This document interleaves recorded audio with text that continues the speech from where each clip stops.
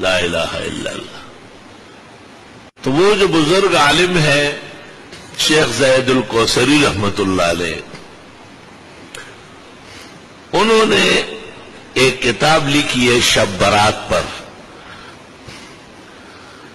اور اس میں ثابت کیا ہے کہ شعبان المبارک کی 15ویں رات جاگنے کی ہے، اپنے طور پر عبادت کرنے کی ہے، نہ اجتماع کی ضرورت، نہ نفلوں کی جماعت کی ضرورت، نہ مخصوص رکعت اور سورتیں پڑھنے کی ضرورت. نفل شروع میں 8 رکعت قیام اللیل اور سحری کے وقت 12 رکعت تہجد، یہ عام رات کا معمول ہے، اور ہر مسلمان کو ہر رات اجازت ہے اس رات ذرا اہتمام سے ہو جائے. مخصوص عبادت بغیر دلیل کے نہیں. بعض لوگوں نے پیرانی پیر حضرت اقدس شیخ عبد القادر کی طرف منسوب کیا ہے کہ اتنی رکعت پڑھی جائے اور اتنی دفعہ یہ سورت پڑھی جائے، اتنی دفعہ یہ آیت پڑھی جائے. محدثین نے بمعذرت لکھا ہے کہ لا اصل لہا، یہ بے اصل باتیں ہیں.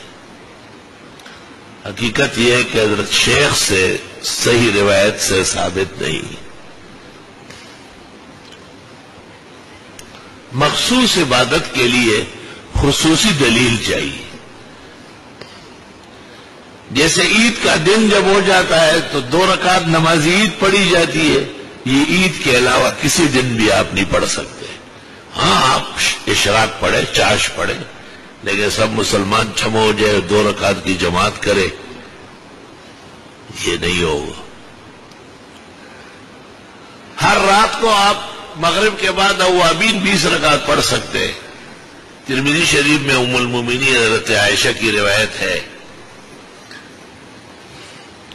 عشاء کے بعد آپ 8 رکعت پڑھے اور پھر سحری میں 12 رکعت، پھر 20 رکعت ہو جائے. ثابت ہے. لیکن کوئی مخصوص نماز پڑھنا یا نفلوں کی جماعت کرنا علی التدائی حنفیہ کے ہاں ناجائز ہے، مکروہ تحریمی اور حرام ہے، گناہ کبیرہ. اس لیے مبارک راتوں کا اجتماع مسجدوں میں کرنا، فقہ حنفی کی پہلی کتاب ہے نور الاضاء، اس کی شرح ہے مراقی الفلاح، اس کی شرح تحتوی علی المراقی. مصنف نے خود اس کی شرح لکھی ہے نجات الارواح. ایک اور شرح لکھی ہے امداد الادلہ. ان تمام کتابوں میں وضاحت کی ہے یکرہ الاجتماع فی اللیالی المتبرکہ فی المساجد، مسجدوں میں مبارک راتوں میں جمع ہونا بدعت اور ناجائز ہے. اپنے اپنے گھر میں جس طرح آدمی چاہے. بدعتیوں میں یہی مصیبت ہے کہ وہ ہر بات میں ہڑبوم کے عادی ہے. ان کا کوئی رسم بغیر ہڑبوم کے نہیں، شور شرابہ اور ہڑبوم مچا لیتے. حالانکہ یہ کتاب ان کی بھی ہے جس طرح ہماری ہے، وہ بھی اس کو اپنی کتاب کہتے ہیں. آپ کسی بھی بدعتی مولوی کو جو کتابیں پڑھاؤ اس سے آپ کہیں نور الاضاء، مراقی، تحتوی، وہ کہے گا معتبرات ہے. پھر آپ انہیں کہے کہ کیا ان کتابوں میں نہیں لکھا ہوا ہے کہ مبارک راتوں میں مسجدوں کا اجتماع جائز نہیں ہے؟ تم لوگ کیوں ہڑبوم مچاتے ہو؟ فبہت الذی کفر واللہ لا یہدی القوم الظالمین. اس سلسلے میں وہ بے دلیل رہے گا، بالکل شرمندہ رہے گا ہمیشہ. یہ خصلت یہود کی تھی، وہ دعوے کرتے تھے اور دلیل نہیں تھی. قرآن نے کہا فاتوا برہانکم ان کنتم صادقین، لاؤ دلیل. اگر تم اپنے آپ کو اہل مذہب اور اہل کتاب کہتے ہو تو یہ مسئلہ اپنی دلیل سے دکھاؤ. قل فاتوا بالتوراۃ فاتلوها ان کنتم صادقین ومن لم يحكم بما انزل الله فاولئک هم الکافرون فاولئک هم الظالمون فاولئک هم الفاسقون. دلیل کوئی نہیں ہے اور خواہ مخواہ نرا دعویٰ ہے. یہ ظالم، فاسق اور کافر کی عادت ہے. قرآن نے 3 قسم کے حکم لگائے. اور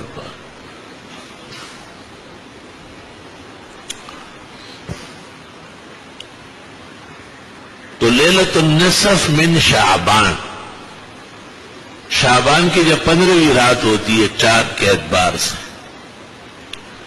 فقوموا لیلہا وصوموا نہارا، اس رات کا قیام، جاگنا، کچھ دیر تک عبادت کرنا، انفرادی طور پر اللہ سے مانگنا خیر حسنات، اور اگلے دن کا روزہ رکھنا، یہ ثابت ہے حدیث میں بھی اور فقہ میں بھی، خود ہدایہ میں موجود ہے۔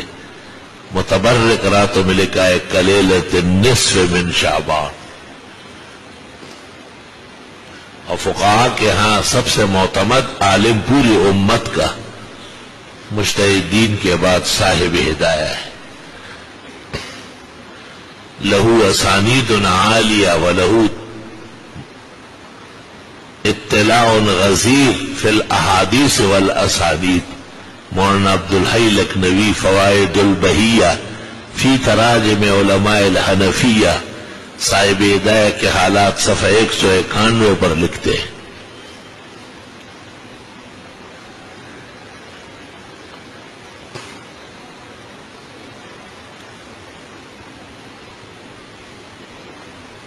اس سلسلے میں 8 احادیث ہیں۔ لیلۃ النصف من شعبان کو جاگنا اور عبادت کرنا اور اگلے دن کا روزہ رکھنا، 5 متکلم فی ہے اور 3 صحیح ہے، قابل عمل ہے، ایک حدیث بھی قابل عمل کافی ہے۔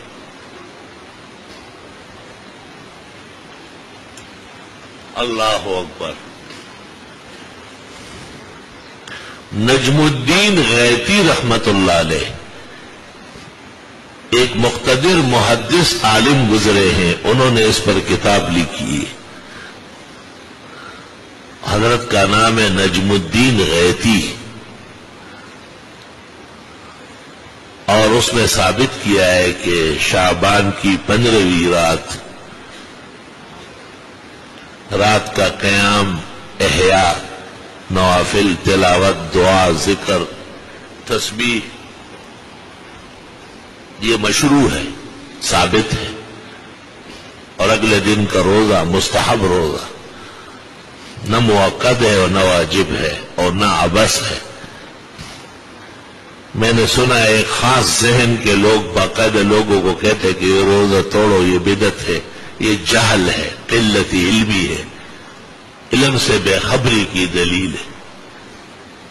عجب دور دیدم دری پادشاہی کہ للو و پنجو ہمیں شد سے پائی، ایسے لوگ جن روایات اور درایات کے ابجد کا پتہ نہیں ہے، وہ لوگوں کے روزے توڑواتے ہیں۔ فَإِلَى اللَّهِ الْمُشْتَكَى یا للعجب علی ھذا الجہل وترک الاطلاع وسوء الفہم وقلت العقل بکتب المطولات لسالفین الصالحین لہذا المیدان قوت الا باللہ۔ فقہاء اور محدثین نے اس رات کو افضلیت کے درجے میں تسلیم کیا ہے، اور اگلے دن کا روزہ بھی کسی کو کوئی عذر نہ ہو تو رکھ لیا جائے، فوائد اور برکات سے خالی نہیں ہے۔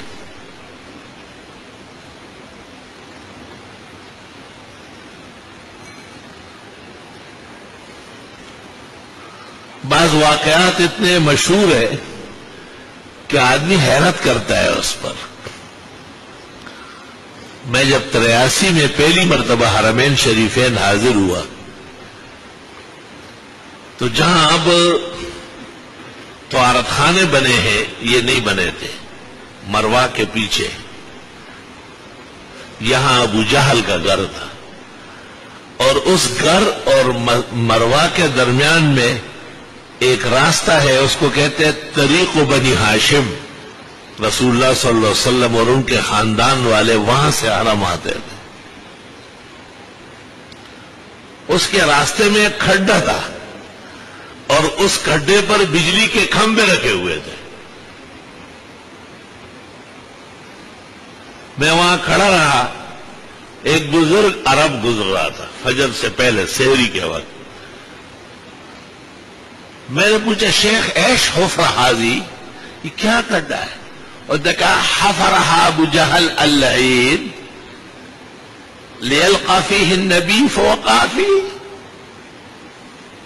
یہ ابو جہل لعین نے حضرت کے راستے میں کھڈا کھودا تھا، اوپر خس و خاشاک ڈال کے، اور پھر کسی کام سے دوڑ پڑا. خود ہی اندر مشہور ہے پوری دنیا میں، کوئی مکھن دبل سڑی پھلار کے اور چرتستا بد کوئی پگاڑا لار. حیران رہ گئے. میں نے کہا یار اب اسانید کے اعتبار سے تو یہ واقعہ پہنچ نہیں رہا ہے اور یہاں بالفعل موجود ہے.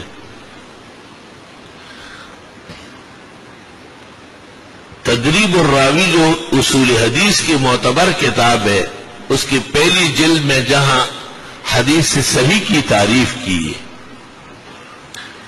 وہاں پر یہ عبارت یاد کرنے کی ہے فاضل عالم اور طالب کو کہ وقد یحکم للحدیث بالصحہ. کبھی کبھی ایک حدیث کو صحیح ماننا پڑتا ہے. اذا تلقته الامت بالقبول، جب امت میں قرن بعد قرن ہر زمانے میں مشہور و متفق معمول بہا چلی آئی ہے. وَإِن لَمْ يَكُنْ لَهُ إِسْنَادٌ صَحِيحٌ، اگرچہ محدثین کے قواعد میں اس کی سند صحیح نہ ہو. یہ تدریب میں نے کہا 128 صفحے کا، میرا جو نسخہ ہے 2 جلد